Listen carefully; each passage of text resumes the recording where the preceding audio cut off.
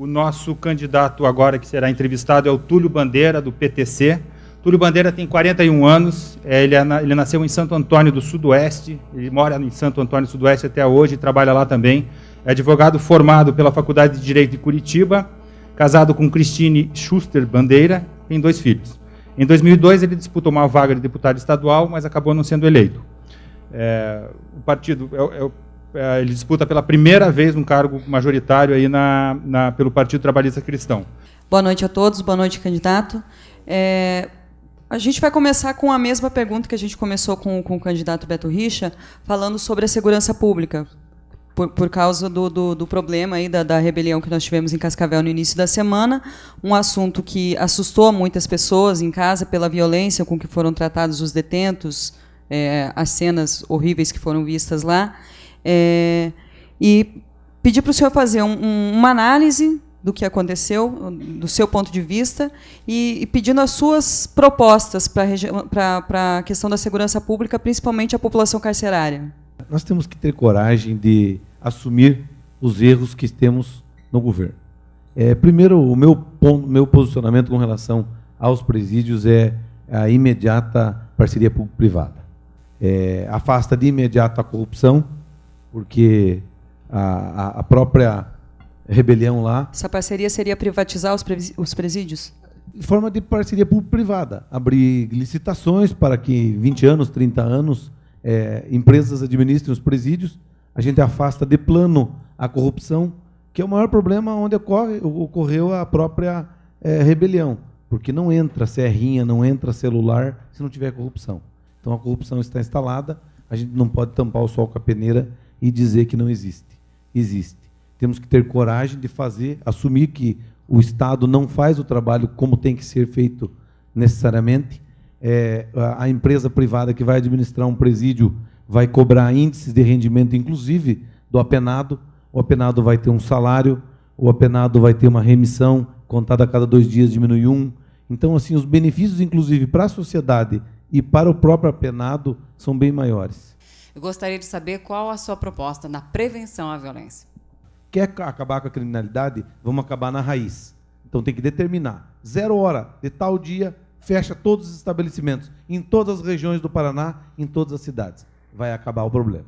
Estabelecido isso, organizada a Polícia Militar dessa forma, ostensiva e preventiva, vamos organizar a Polícia Civil, que é a Polícia Judiciária do Estado, que é a polícia que tem que formar o inquérito policial com muita altivez, com muita dedicação, muita eficiência, para que leve ao judiciário um caderno processual, um inquérito pronto, para que não vá ao judiciário e comece o vai e vem de processo para um lado e para o outro e acabe chegando à prescrição e não dá o resultado que a população necessita. Necessariamente seria a organização que tem que ser feita. Os presos de Cascavel, eles reclamaram principalmente na hora que decidiram dizer o que é que eles queriam, de maus tratos, de comida estragada, queriam melhor tratamento nas revistas e, enfim, de tortura também, quando eles falam de maus tratos. Em que o atual governo errou para demorar tanto, para deixar essa rebelião tão grande, durar tantos dias, com tantas mortes, e de que forma dá para atuar nessa situação, então? Primeiro que não funciona a corregedoria. Porque se funcionasse a corregedoria da Polícia Civil, da Polícia Militar, a ouvidoria do Estado não fosse surda e ouvissem as denúncias que existem, não teria acontecido isso. Mas que existe, isso é verdadeiro, e a gente tem que ter uma corregedoria eficiente, tem que ter uma ouvidoria que ouça. Eu tenho no meu programa um programa chamado SOS Oprimidos, que é todo oprimido, não é só o preso que sofre, é a população que sofre, é a população que não tem o serviço público à disposição, é o grande empresário que sofre com uma licença ambiental que não sai, com um alvará de bombeiro que não sai, é a professora que não tem o mínimo necessário de condição de ministrar uma aula, do policial que não tem o incentivo do governo, enfim, o povo está oprimido. Eu quero criar um programa nesse sentido, que seja uma grande ouvidoria, que esteja um canal direto com o governador, que o governador saiba todos os dias as denúncias que são feitas e quais são as atitudes tomadas, o que é feito, qual é o desfecho final. Ninguém faz uma denúncia se não quer um resultado. Um dos projetos do senhor é a telemedicina. Eu queria que o senhor explicasse como seria viabilizado esse projeto, do que se trata exatamente. A telemedicina é o laudo à distância. O que ocorre? Nós temos a Companhia de Informática do Estado, a Celepar, muito bem equipada, aparelhada, com computadores de última geração, pode ser provedor, pode ser servidor e pode ser telefonia do Estado e não é usada. A gente vai usar a Celepar para interligar todas as regiões do Paraná, os municípios, através da Copel Telecom, e vai fazer o exame à distância. Lá no município de Serranópolis do Iguaçu, o cidadão vai fazer um exame de raio-x num posto de saúde e em Cascavel vai ter uma central médica laudando esse exame em tempo real. Então ele não vai precisar fazer o exame lá, esperar que um médico da cidade ou da região vá lá para laudar o exame dele. Vai laudar em tempo real, via internet, volta o resultado, ele entrega para o médico dele, o médico dá o receituário e ele sai fazendo o tratamento. Mas o senhor não acha que a questão dos laudos dos exames seria um problema menor diante da dificuldade maior do paciente é encontrar um lugar que ofereça o exame que ele precisa fazer, o equipamento necessário para ele fazer esse exame. Depois ele conseguir remarcar a consulta com o médico dele para ele mostrar o exame e começar o tratamento. O resultado do exame, no caso, seria uma coisa menor. Na verdade, existem médicos na rede pública. Essa história que não tem médico não é verdade. A grande verdade é que existe. O que tem é morosidade, tem falta de vontade de trabalhar. Os médicos da rede pública têm que ter compromisso com a população. Não pode um médico atender cada 1 hora um paciente, sendo que o Conselho Regional de Medicina mesmo fala que a cada 25 minutos é uma consulta. Então, tem que fazer isso, fazer da velocidade e fazer que esse atendimento seja feito. Juntando tudo isso, a telemedicina, com um atendimento aplicado, uma humanização da saúde, uma gestão que tem que ser feita responsável, vai dar velocidade, vai acabar com a fila dos hospitais públicos do Estado. Quanto será investido em cultura e quais são suas propostas para a área? Cultura não se faz só com dinheiro. Você tem que concordar comigo que cultura eu tenho que dar, como governador, o mínimo necessário para que a cultura ande no Estado. Eu não posso atrapalhar a cultura. O meu governo não vai ser mais secretaria, vai ser uma diretoria. Um diretor de cultura do Estado é um tecnocrata que vai lá atrapalhar a cultura do Estado. Eu acho que eu tenho que fomentar, destinar, sentar com os técnicos, sentar com todo o acervo da cultura do Estado e discutir, inclusive, um percentual do orçamento para que seja destinado à cultura, e a cultura tem que andar sozinha no Estado. Eu não posso atrapalhar a cultura. Qual seria a sua política ambiental para o Estado, relacionando esse aspecto importante que é a rentabilidade necessária para o Estado em relação à sua produção agrícola e a consequente necessidade de proteção ao meio ambiente? Primeiro, a aplicação da legislação vigente. E segundo, fazer um grande credenciamento de engenheiros ambientais no Estado. Porque hoje o maior problema dos órgãos ambientais, Secretaria de Meio Ambiente e IAP, não tem efetivo. Não tem técnico, não tem engenheiro para visitar, não tem como fiscalizar.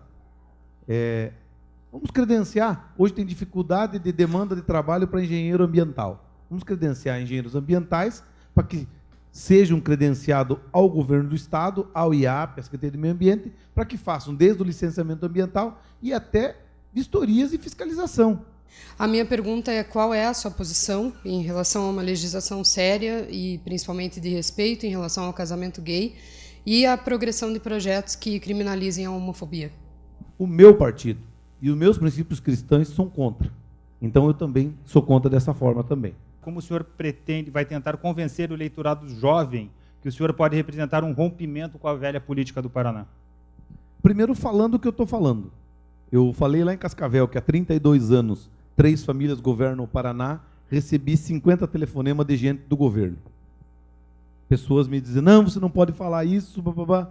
O único candidato que representa o novo sou eu. O único candidato do interior que tem anseio da população do interior. A maioria da população do Paraná veio do interior, inclusive que moram na capital. Então eu acho que por isso eu tenho que ser governador do Estado. E o que o qualifica para assumir o cargo de governador? Está preparado para assumir um cargo desse? Essa primeira eu queria emendar uma segunda a respeito da campanha ainda que vem da professora Rosiane Freitas, aqui do Positivo. O senhor declarou 1,5 milhão de bens na Justiça Eleitoral e disse que vai gastar até 1 milhão de recursos próprios na campanha. Como o senhor justifica essa desproporção entre seus bens e o dinheiro que pretende gastar na campanha? Tenho conhecimento, então, do Legislativo, do Executivo e do Judiciário. E eu quero usar essa minha experiência, o meu dia a dia como advogado, onde eu pego o problema das pessoas através de uma procuração e resolvo. Quero resolver o problema da população do Paraná com a grande procuração que vai ser me outorgada dia 5 de outubro. Com relação à segunda pergunta, a minha declaração de bens. Primeiro que a minha declaração de bens não tem nada a ver com a minha declaração de gasto de campanha. Porque você declara na campanha quanto você vai gastar no máximo.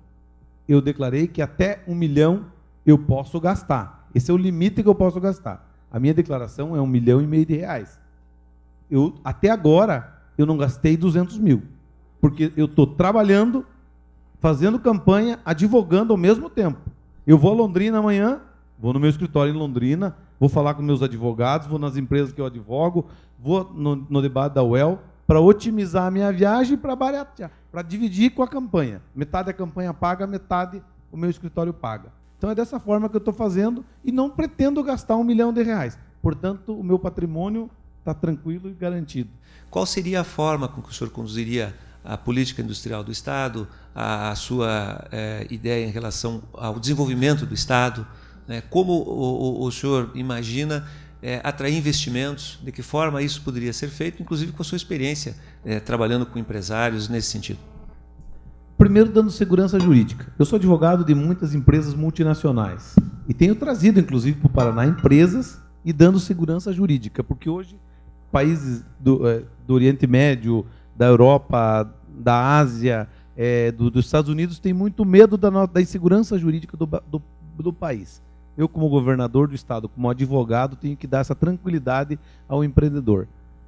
O desenvolvimento do Estado, nós temos que fazer de forma vocacional. Eu não posso fazer com que o ribeirinho tenha o mesmo incentivo que Guarapuava, que tem em Ponta Grossa, porque a vocação é outra. Então, a gente tem que fazer de forma vocacional. Na minha pergunta, eu tinha perguntado sobre projetos que criminalizem a homofobia.